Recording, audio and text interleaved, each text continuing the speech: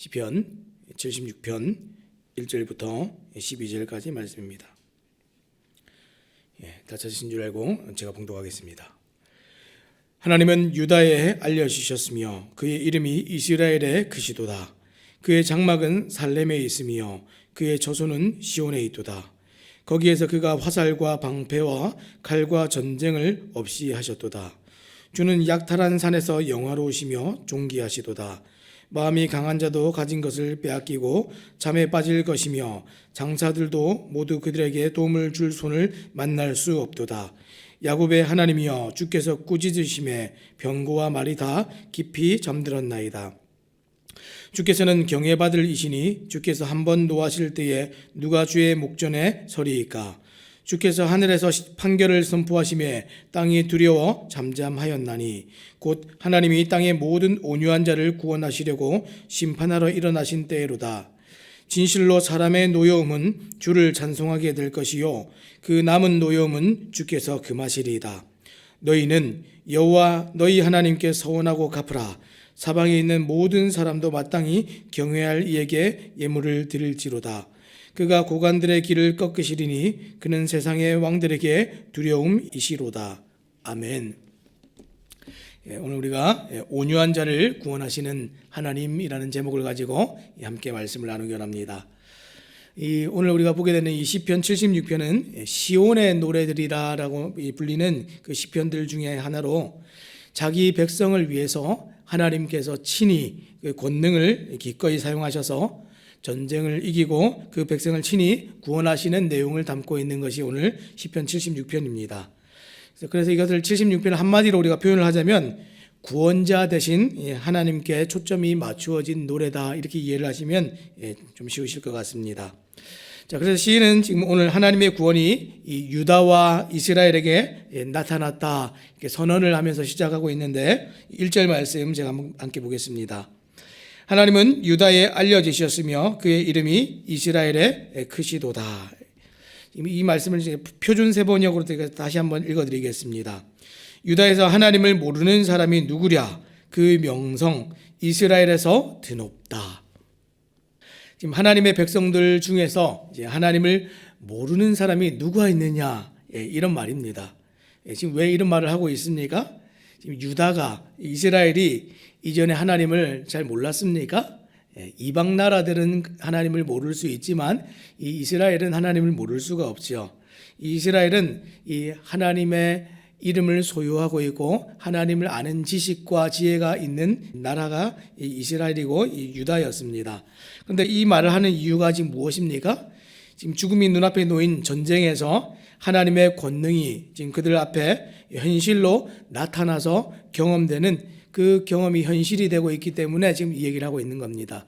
예전에 그저 하나님의 이름을 아는 정도가 아니라 실제적으로 하나님이 그들 가운데 임재하시고 나타나셔서 일하심을 이제 우리가 보는 도다, 이렇게 얘기하는 것이 지금 그 얘기입니다. 자, 그래서 2절 말씀에 그러면 하늘에 계신 하나님이 그럼 어떻게 지금 우리가 살고 있는 현실에서 경험되어질 수가 있습니까? 이스라엘도 이름은 잘 알고 있고 말씀도 가지고 있고 정말 하나님에 관한 여러 가지 지식과 지혜들이 있었지만 하나님을 실제로 경험하고 알고 믿게 되는 것은 다른 문제라는 얘기입니다. 그 하나님이 어떻게 경험됐습니까? 2절 말씀 보겠습니다. 그의 장막은 살렘에 있으며 그의 처소는 시온에 있도다. 지금 하나님의 처소가 어디에 있다 이렇게 얘기했습니까? 살렘에 있고 시온에 있다 이렇게 얘기했습니다. 하나님은 어디에 계셔야 되죠? 하나님은 하늘에 계시죠. 근데 그 하늘에 계신 하나님이 사람들과 아주 가까운 곳에 오셔서 사람들이 살고 있는 그 중심에 장막을 치고 그 텐트 안에 하나님이 계시다. 성경이 이렇게 얘기하고 있습니다. 무슨 얘기입니까? 하나님께서 어떻게 장막 안에 계실 수가 있습니까? 그 큰 하늘도 다 하나님을 담을 수가 없는데 하나님께서 여기에 계시다라는 얘기는 무슨 얘기입니까? 친히 사람들 중에 가까이 오셔서 임재하셨다 하는 얘기가 하나님이 장막에 계신다 하는 얘기입니다. 사랑하는 여러분, 우리가 하나님을 아는데 실제로 하나님을 경험하고 하나님의 역사하심과 일하심을 어떻게 보게 됩니까? 하나님이 우리 삶 가운데 중심에 가까이 오셔서 임재하실 때 우리가 경험되게 되는 것입니다. 우리가 아무리 노력하고 스스로 열심을 낸다고 하나님이 가까워지는 것도 아니고 하나님을 알 수 있는 방법도 없습니다. 하나님이 오셔서 우리 가운데 역사를 나타내시고 당신이 누구신지를 보이셔야 알 수 있는 것입니다. 그래서 친히 사람들 중 가까이 오셔서 임재하셨는데, 이 장막은 이 광야 40년 동안에 하나님이 이스라엘과 함께 하셨던 증거가 이 장막입니다. 그 40년 동안에 어떤 일이 있었습니까?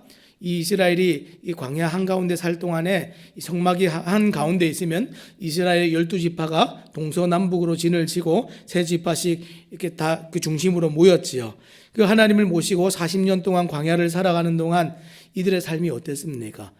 늘 승리였고 늘 기쁨이었고 평화였습니다. 그 어떤 것도 이 하나님에게서 이들을 떨어뜨려 놓을 수 없었고, 하나님께서 지키시는 이 이스라엘을 그 어떤 민족도 방해할 수가 없었습니다. 그런데 이 이스라엘이 가나안에 딱 들어갔을 때 어떻게 됐습니까? 주변이 온통 전쟁이고 우상이고 이 장막이 없는 동안에 그들은 늘 이 싸움을 싸워야 되는 일들이 있었습니다. 자, 그들의 삶 가운데 다시 장막을 세워놓는 일들이 생기죠. 어떻게 합니까? 다시 장막을 살렘에 옮겨다 둡니다. 그 처소가 지금 오늘 우리가 보고 있는 시온 이렇게 되어 있습니다. 시온. 사랑하는 여러분, 모든 화평과 기쁨과 평화는 어디로부터 옵니까? 하나님으로부터 옵니다. 우리가 노력해서 얻을 수 있는 것도 아니고 상황과 환경이 바뀐다고 해서 이런 것이 생기는 것이 아니라는 것이죠. 결국은 우리 삶의 중심에 하나님이 임재하시고 하나님이 가까이 계신가 멀리 계신가 하는 문제입니다. 그래서 하나님께서는 이것을 배우게 하시려고 어떻게 하셨습니까? 역사적으로 이스라엘에게 그것을 경험할 수 있도록 그런 지리적인 위치 가운데 이스라엘을 두셨습니다. 이스라엘이 있는 지금 위치는 지형적으로 볼 때 정말 우리나라랑 굉장히 비슷하죠. 우리나라는 어떻습니까? 큰 나라들이, 힘이 있는 나라들 가운데 우리가 있어서 서로가 서로를 차지하려기 위해서는 꼭 이 우리나라를 지나가야 됩니다. 우리는 역사적으로 의도치 않게 늘 전쟁에 휩싸이고 휘말리는 그 중심에 있었던 나라가 우리나라의 지형적인 위치인데, 이스라엘이 그와 비슷합니다. 이 아프리카 열강들이 메소포타미아 지역으로 가려고 하면 꼭 이스라엘을 거쳐가야 되지요. 그리고 위에 있는 이 바벨론이나 페르시아 같은 나라들이 아래쪽 이제 아프리카 쪽으로 내려오려고 해도 이스라엘을 거쳐가야 됩니다. 역사적으로 늘 이 전쟁을 경험할 수밖에 없는 위치에 있었는데, 하나님께서 이 하나님의 백성을 두신다면 어디에 두셔야겠습니까? 우리 생각에는 늘 전쟁이 없고 평화롭고 화평한 그런 일상으로 이 사람들을 이렇게 인도하셔야 하나님의 백성답다 우리가 이렇게 여길 텐데, 어떻게 했습니까? 하나님은 반대로 하나님이 없이는 살 수 없는 곳으로 늘 이 사람들을 인도해 가십니다. 광야가 그랬고 지금 살고 있는 이 팔레스타인 땅이 그런 곳이라는 겁니다. 이 건과 모든 전쟁이 늘 끊이지 않는 곳, 그 위치에서 이들이 어떻게 하면 화평을 얻을 수 있습니까? 상황이 바뀌고 환경이 바뀌고 여러 여건들이 바뀌면, 조건이 바뀌면 되는 것이 아니라 하나님이 그들 가운데 계셔야 그들이 안전하게 지켜질 수 있다는 것을 역사적으로 삶의 경험적으로 알 수 있도록 하나님이 그들을 그렇게 인도하셨습니다. 자, 하나님의 백성을 아무 문제도 일어나지 않는 이 평화로운 땅에 두시면 더 좋을 텐데, 그렇지 않은 이유에 대해서 3절은 또 뭐라고 얘기합니까? 자, 3절 읽겠습니다. 거기에서 그가 화살과 방패와 칼과 전쟁을 없이 하셨도다. 자, 지금 3절 말씀을 시작할 때 뭐라고 하셨습니까? 거기에서 그가 이렇게 얘기했습니다.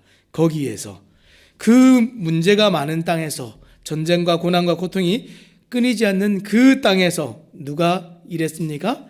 그가, 하나님이 일하심으로 그 백성에게 하나님이 어떤 분이신지 그렇게 가르쳐 주셨다. 성경은 우리에게 그렇게 얘기하고 있습니다. 하나님의 백성의 백성다움이 어떻게 드러납니까? 안전하고 평화롭고 풍요롭고 잘 되는 것이 또 결과적으로 하나님이 주신 것으로 우리가 인식될 수도 있지만, 실제적으로 이 모든 것들을 얻어내는 일에는 누가 있습니까? 하나님이 계십니다. 하나님이 없다면 이 풍요는 풍요가 아니고, 하나님이 없다면 성공은 성공이 아닌 것이죠. 지금 이것을 가르쳐 주기 위해서 독특하게 이 이스라엘 백성들은 하나님이 계셔야 가능한 전쟁이 늘 끊이지 않고 이 하나님이 계셔야 풍요로울 수 있는 그런 땅으로 하나님이 이끌어 주셨다는 겁니다. 거기에서 그가 어떻게 하셨습니까? 이제 3절 하반절의 말씀해 보니까 하나님이 하시는 일은 이런 것들입니다. 화살과 방패와 칼과 전쟁을 없이 하셨다. 여러분, 화살과 방패와 칼과 전쟁을 없이 한 게 무슨 얘기입니까? 사람을 죽이는 살상무기인 전쟁 도구들을 지금 하나님께서 다 없애시고 결과적으로는 전쟁을 완전히 사라지게 만드셨다, 이렇게 얘기했습니다. 한 번 전쟁을 막아주셨다, 이 정도가 아닙니다. 모든 전쟁을 할 수 있는 이 조건을 다 하나님이 무너뜨리시고 이 다시는 전쟁이 일어나지 않도록, 전쟁이 없도록 그렇게 하셨다, 이렇게 얘기합니다. 이게 뭡니까? 이게 샬롬입니다. 샬롬, 평강이라고 얘기하죠.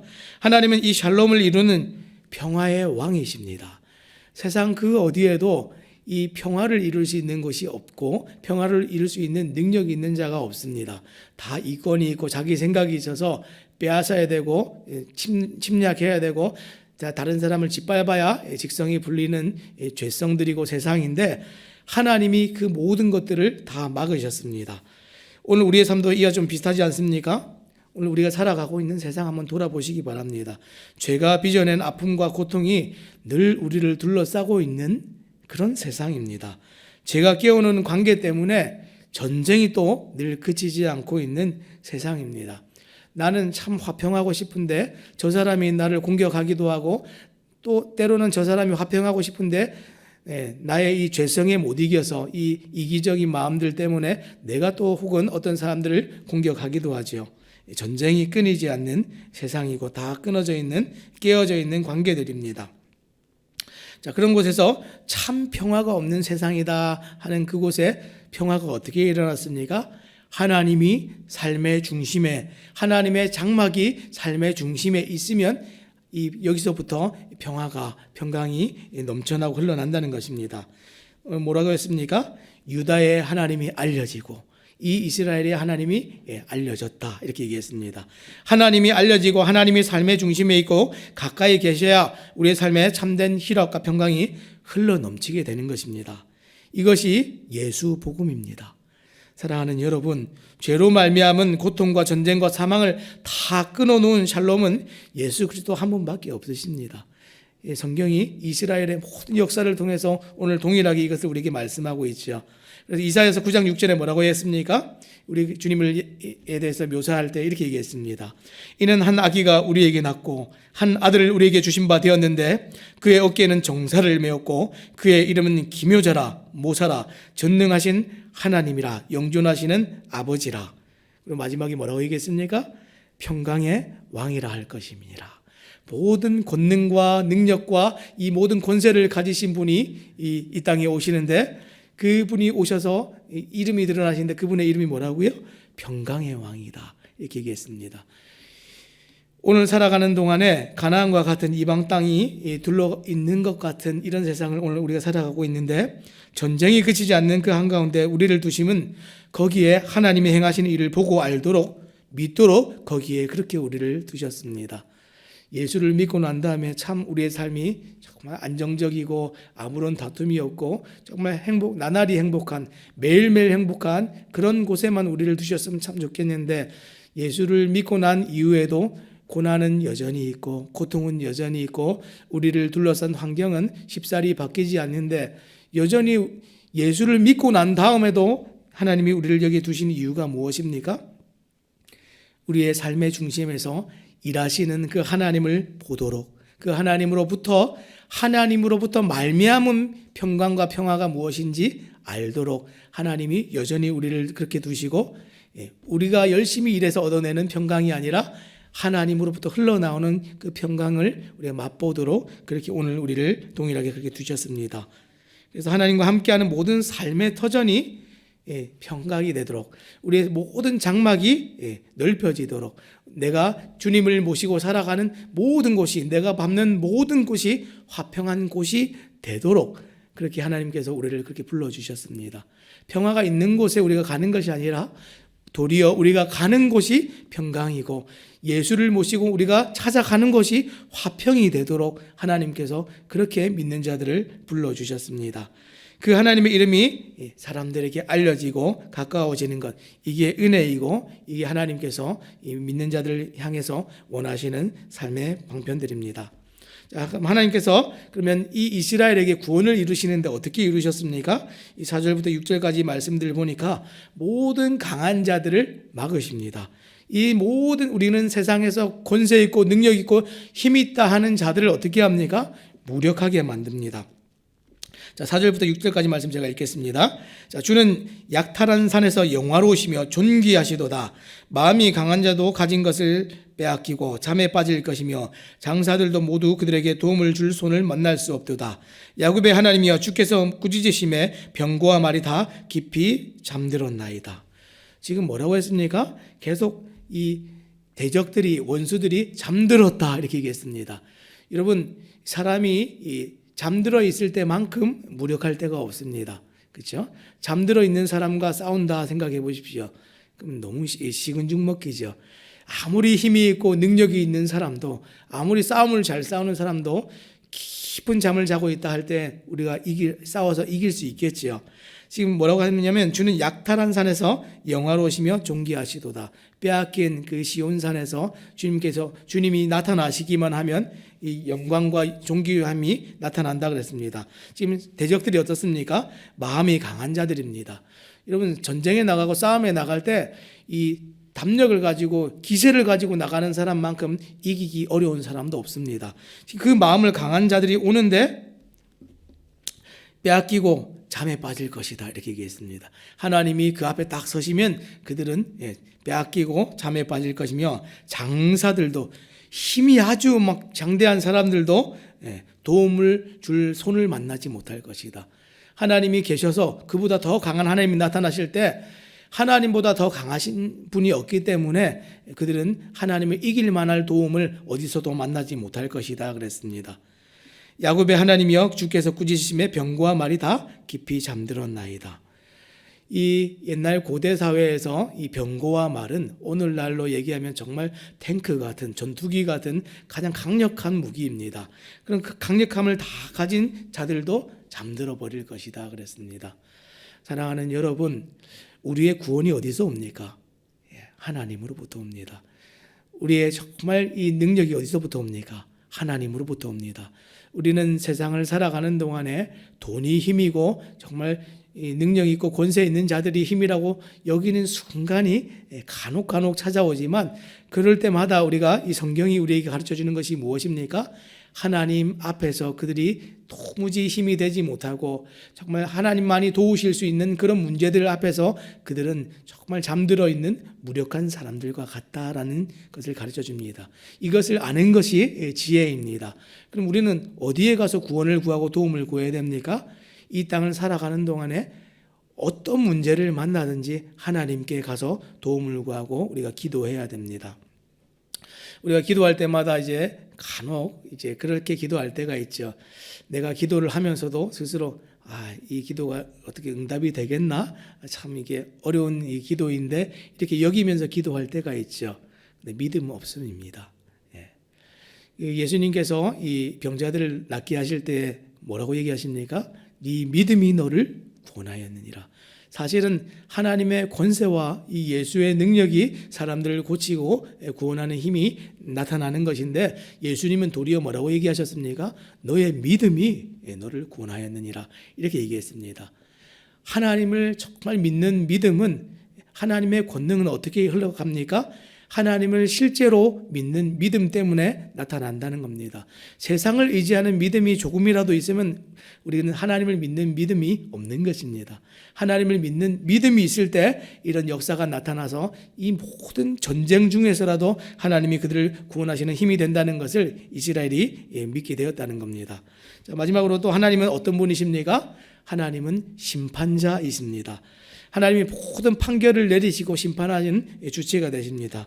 7절 말씀해 보니까 주께서는 경외받을 이시니 주께서 한번 노하실 때에 누가 주의 목전에 서리이까? 하나님께서 노하신 적이 있으십니까? 없으십니까? 성경에 보면 정말 하나님이 정말 화를 내셨구나, 뭔가 짜증스럽구나 이렇게 여기는 대목들이 있지만 우리가 알 것은 하나님이 제대로 노하신 적은 없으십니다. 자, 뭐라고 합니까? 지금 주께서는 경외를 받을 이시니 주께서 한 번 노하실 때에 누가 주의 목전에 서리이까. 한 번만 딱 노하시면, 여러 번도 아닙니다. 딱 한 번만 주님께서 진노를 하시면 다 끝난다는 겁니다. 이것이 심판이죠. 하나님께서 세상을 심판하시는 그 일을 보류해 두셨습니다. 하나님께서 정말로 우리의 죄에 대해서 노하시고 정말 심판하신다고 작정하시고 그 일을 진행하신다면 다 끝나는 겁니다. 근데 그 일을 사람들이 눈앞에 두었을 때 얼마나 두렵겠습니까? 그 마지막 때의 심판에 대한 이 두려움에 대해서 이 요한계시록 6장에는 이렇게 얘기하고 있습니다. 요한계시록 6장 15절 16절인데 제가 읽겠습니다. 땅의 임금들과 왕족들과 장군들과 부자들과 강한 자들과 모든 종과 자유인이 굴과 산들의 바위 틈에 숨어 산들과 바위에게 말하되 우리 위에 떨어져 보좌에 앉으신 이의 얼굴에서와 그 어린 양의 진노에서 우리를 가리라. 이 세상에서 정말 힘있다 얘기하고 떵떵거리고 교만하게 살던 사람들이 하나님이 한번 노를 바라시고 정말 심판하는 그 순간이 되면 어떻게 된다고요? 바위들에게 이렇게 얘기한다는 겁니다. 내 위에 떨어져라. 나 위에 떨어져서 하나님의 그 심판 가운데 나를 좀 가려줬으면 좋겠다. 무슨 얘기입니까? 하나님의 심판을 당하는 것보다 내가 바위에 깔리는 게 더 낫겠다. 이렇게 얘기하는 겁니다. 왜 그렇습니까? 이 하나님의 지엄하신 심판은 한 번 딱 당하고 끝나는 것이 아니라 영원한 심판입니다. 그 심판을 면하기 위해서 바위가 나를 짓눌렀으면 좋겠다. 바위가 나 위에 떨어졌으면 좋겠다. 이렇게 얘기하는 겁니다. 여러분, 바위가 내 위에 무너져도 다 떨어지는 건 정말 끔찍한 일이죠. 그런데 하나님의 진노를 당하는 것보다 그게 더 낫겠다는 겁니다. 이게 하나님의 심판입니다. 근데 하나님께서 그 심판을 왜 행하십니까? 하나님의 심판을 행하시는 그 이유가 있는데 9절 말씀 제가 읽겠습니다. 자, 곧 하나님이 땅의 모든 온유한 자를 구원하시려고 심판하러 일어나신 때로다. 하나님께서 이 전쟁 중에 이스라엘을 구원하시는 역사들 속에서 지금 무엇을 보여주고 있습니까? 하나님께서 이 심판을 하시는 이유와 목적을 말씀해 주십니다. 온유한 자를 구원하시려고 심판하신다. 이 하나님의 마지막 때의 심판의 날은 항상 성경에서 두 가지 의미로 이중적으로 의미가 나타납니다. 구원의 때이면서 동시에 심판의 때입니다. 반대로 심판의 때이면서 동시에 구원의 때입니다. 누군가는 상을 받고 구원을 받는 날이라면 누군가에게는 정말 죽음이고 영원한 심판 가운데 들어가는 날이 여호와의 심판입니다.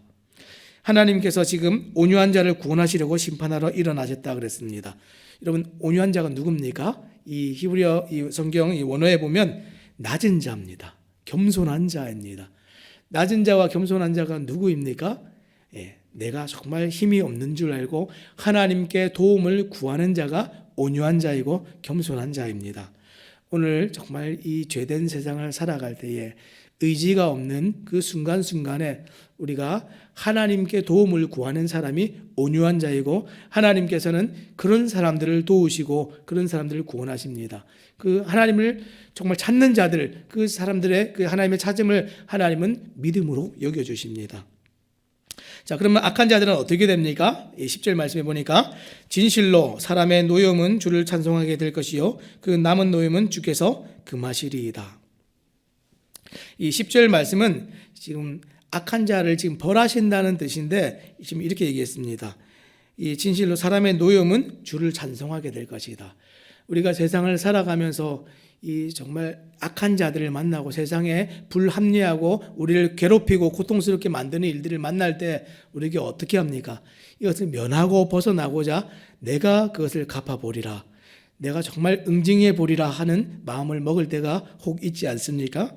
그런데 그런 마음들이 다 변해서 어떻게 됩니까? 주를 찬송하는 마음이 될 것이다. 왜 그렇습니까? 심판자가 하나님 되심을 알기 때문에 이런 일이 일어난다는 겁니다. 그러고 나서도 우리 마음에 이 노여움이 남아 있을 때 우리 주님이 뭐라고 얘기하십니까? 그 남은 노여움은 주께서 금하시리이다. 그만하라는 겁니다. 왜 그렇습니까? 하나님께서 심판자 되시고 하나님께서 이 구원을 이루시는 순간이 찾아왔기 때문에 더 이상 그런 일은 필요치 않다는 겁니다. 사랑하는 여러분, 정말 우리를 둘러싼 환경들이 정말 죄가 파생한 세상에 살기 때문에 좋지가 않지요. 늘 좋은 것만 대하고 살아가면 좋겠는데 이스라엘 백성들처럼 우리도 동일하게 늘 일정 부분에 약간의 늘 고통과 하나님을 찾을 만한 그런 고난들을 늘 끊이지 않고 하나님께서 허락하십니다. 늘 우리가 스스로 해결하고 싶은 마음들이 있고 갚고 싶은 마음들이 있을 때에 우리 주님 뭐라고 하십니까? 내가 갚을 때니 너희는 이제 그 나쁜 마음들은 제하여 버리고 금하여도 괜찮다, 이렇게 얘기하십니다. 오늘 하루를 우리가 살아갈 때에 사방이 정말 두려움과 사방이 정말 전쟁 같은 세상이지만 오늘 하나님께서 우리에게 무엇을 말씀해 주십니까? 온유함으로 하나님을 경외하는 자에게 하나님께서 구원을 주시겠다, 이렇게 말씀하였습니다. 오늘 이전까지 우리가 많은 오랫동안 신앙생활을 하고 성경을 알고 하나님의 이름을 많이 들어보았지만 하나님이 정말 우리 삶 가운데 장막이 있고 임재하시는 그 경험들이 없으면 우리는 오늘도 하나님을 제대로 알지 못하고 살아갈 수가 있습니다. 사랑하는 여러분, 오늘 하루를 살아가실 때에 오늘 이 시편 76편이 말씀하시는 것처럼 온유한 자 되시기 바랍니다. 하나님을 찾는 마음으로 우리를 둘러싼 상황과 환경에 개의치 않고 하나님께서 이루실 줄 알고 하나님께서 친히 우리를 도우실 줄 알고 우리가 해야 될 일은 하나님께서 우리 삶 가까운데 가까이 계시도록 정말 장막이 있고 말씀이 가까이 있고 예배가 가까이 있어서 그 하나님이 일하시도록 하는 그 일들이 오늘 우리 하루 가운데 있어지기를 또 우리 주님의 이름으로 부탁드립니다. 기도하겠습니다.